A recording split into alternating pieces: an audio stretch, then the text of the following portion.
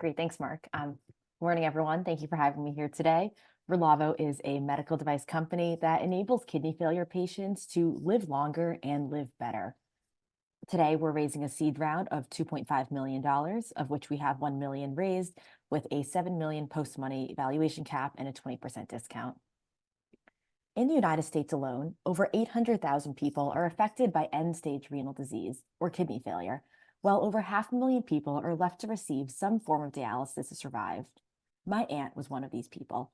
She received in-center dialysis for almost 8 years before recently passing away from kidney failure, and I saw firsthand how much she suffered with in-center dialysis. Around the time that she started treatment, I learned about peritoneal dialysis, or PD, which is a home-based treatment that's known to offer patients better health outcomes, greater longevity, and improved quality of life. But despite these benefits, this is an uncommon option, as my aunt found.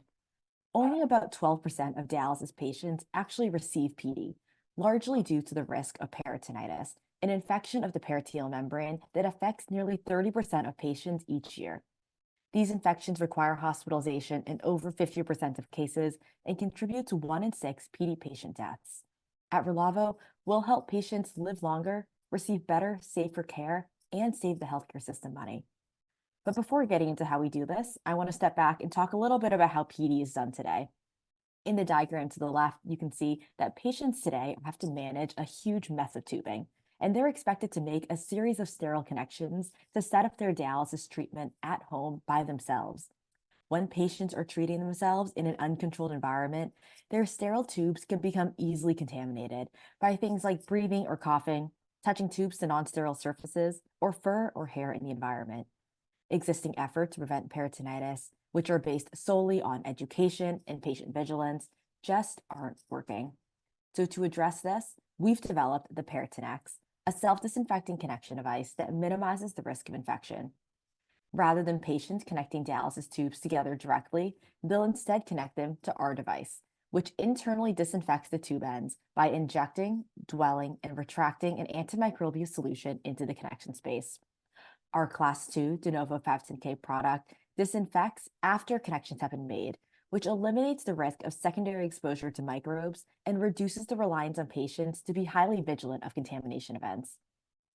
Kidney failure is a huge problem worldwide that's growing at an increasing rate, and this is a particularly important time for innovation here. Not only are we tapping into existing trends towards home healthcare, but the federal government and Medicare have issued new programs that provide huge incentives for home dialysis growth. With this, we estimate our U.S. market to be north of $1.2 billion annually. The Peritonex can also be easily adapted to other catheter infection and home therapy markets. Now, for the initial dialysis space, we'll follow the existing purchasing pathways by selling directly to dialysis providers who manage the care of home dialysis patients and purchase supplies on their behalf.